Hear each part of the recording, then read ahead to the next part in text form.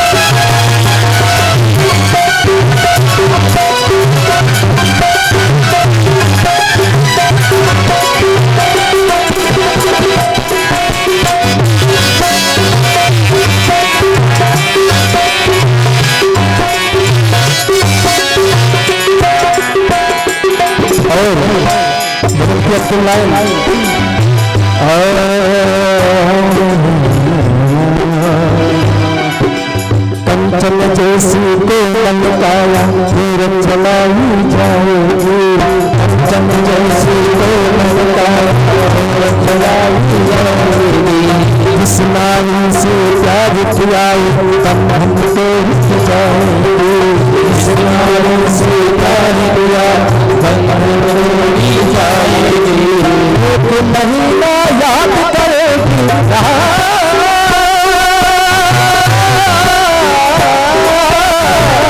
महीना याद करेगी एक महीना याद करेगी तू याद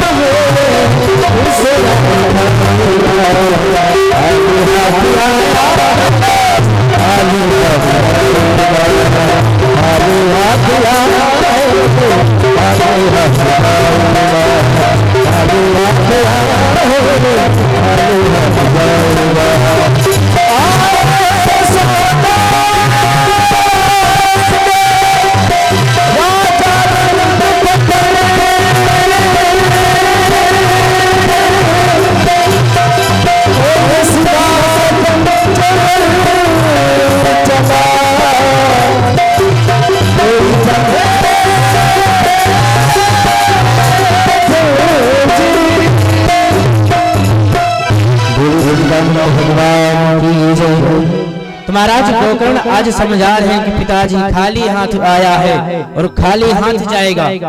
आपकी जितनी धन दौलत है सब यहीं रखी रह जाएगी, तो कुछ जाने वाला है नहीं। इसलिए भगवान का कीर्तन करो, भगवान का गुणगान करो, यही आपको मोक्ष की प्राप्ति होगा। और मैं की माया जाल जितने सब हटा दो। महाराज आत्मदेव जी बहुत सोचते हैं, फिर कहा चलिए संत की सानिध्य प्राप्त हो गई, बड़ी अच्छी बात है।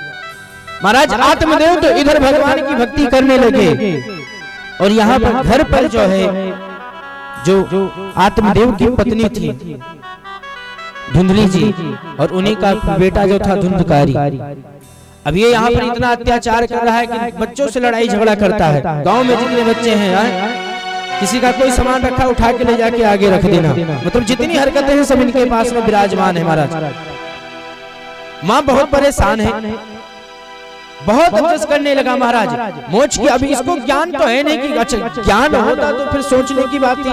माँ समझाती पुत्र ऐसा मत करो, तो वो खुद ही करने वाला है। यहाँ तक के महाराज माँ जी अगर पैसा मांगते थे, अगर नहीं देती थी ना तो माँ को मार देते थे। इतने जिसको ज्ञान ना, माँ का ज्ञान इतना बड़ा प्रेम होता है प्रेम पुत्रों के वियोग में, और उसी माँ को आज धुंधकारी गाली देता है, कितनी गंदी अफसोस बातें करता है, लेकिन ज्ञान नहीं है। महाराज माँ जी दुखी रहती हैं। महाराज जी एक संत की बात है कि मुंबई की बात है, एक पुरुष रहता था, बहुत सज्जन आदमी थे, बहुत शिक्षित थे। महाराज भगवान की बड़ा भक्त थे, बहुत बड़े भक्त थे, ज्ञान भक्त करते थे। नित्य मंदिरों में जाकर ब्राह्मणों को दक्षिणा धूप आरती प्रदन इत्यादि किया करते थे, लेकिन वो बहुत गरीब थे। और उन्हीं की संतान एक थी, जो पुत्र था छोटा सा था। महाराज जी को कुछ समय बाद में मृत्यु हो जाती। तो जो उनकी पत्नी थी वो काम कर करके, सिलाई का काम कर करके बच्चे को पढ़ाने लगी, घर का खर्चा चलाती थी। महाराज बच्चे को पढ़ाती गई, बच्चा इंटर फाइनल वगैरह हुआ, फिर उसको बाहर भेज दिया तैयारी करने के लिए कि मेरा बच्चा बाहर जाएगा और कुछ अच्छी शिक्षा लेगा, कुछ बनकर आएगा। और वो बच्चा चला जाता है बाहर पढ़ने के लिए। और महाराज माँ यहाँ काम करती है, पैसा भेजती है, बच्चा वहाँ पढ़ाई करता है। वहाँ उसका ग्रेजुएशन वगैरह कंप्लीट हुआ, तैयारी उसकी फाइनल हो गई। और जब उसकी जॉब का समय आया ना, तो उसकी ज्वाइनिंग लेटर जो है विदेश में हो गई। ज्वाइनिंग लेटर आया कि विदेश में आपको सर्विस करनी है। महाराज बच्चा विदेश चला गया और वहीं पर उसकी शादी हो गई। अब जब शादी हो गई तो इधर माँ को भूल गया कि मेरी कोई बूढ़ी माँ भी है घर में। अब माँ जी जो कि गांव रहती है, अब बच्चा अपनी मोह माया। देखिए पहले फोन नहीं चलता था, पहले होती थी चिट्ठियां लिखी जाती थी, और जो चिट्ठियां वहां से भेजते थे तो कुछ दिनों में पहुंचती थी। बुढ़िया माई यहाँ पर खत में चिट्ठियां में लिखती थी, बेटा तू कैसा है, तू कब आएगा। रोज रोती रहती थी, स्टेशनों पर जाए बच्चे की राह देखते थे, आज मेरा लाल आएगा कि देखत सोचत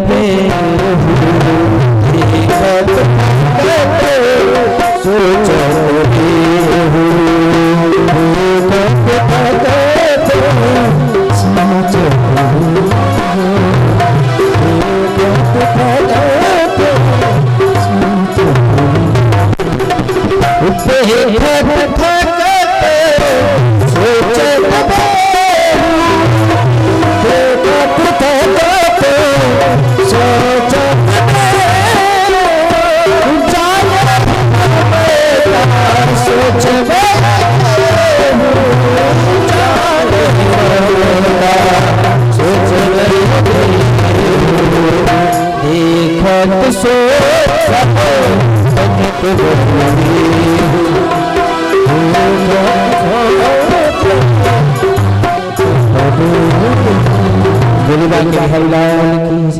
महाराज वो सोच रही है, विनय करती है, गलान करती है कि ना जाने मेरा पुत्र कैसे होगा, पता नहीं मेरा बच्चा खाना खाया कि नहीं खाया। बहुत रोती है। महाराज कुछ समय बाद बुढ़िया माँ की मृत्यु हो गई। तो उसी गांव में एक दिन भागवत कथा हो रहा था। महाराज पंडित जी ने उस दिन माँ की ममता की कथा कह रहे थे कि माँ क्या होती है। माँ की कथा की बात कर रहे, और वो कथा लाइव टेलीकास्ट हो रही थी, और वो पुत्र उस टाइम घर पर बैठकर खाना खा रहा था। तो अचानक उसने टीवी में देखना शुरू कर दिया, तो आस्था चैनल पर देखने का सत्संग में तो महाराज जी की कथा चल रही थी। तो सोचा मेरे गांव की कथा है, देखते हैं कैसी कथा चल रही है और कौन करवा रहा है। महाराज जी को सोचने के उपलक्ष्य में वो टीवी चैनल पर कथा देखने लगा। और जब महाराज जी उसमें माँ की ममता बताते हैं कि माँ अपने बेटे के लिए क्या करती है, पुत्र के लिए क्या करती है, तब उस बेटे को गलान होती है। सोच हुई कि मेरी भी एक बूढ़ी माँ गांव में है। तब उसे याद आई कि माँ की ममता, माँ ही तो मुझे इतना बड़ा किया, इस स्थान पर पहुंचा दिया, इस जगह पर पहुंचा दिया।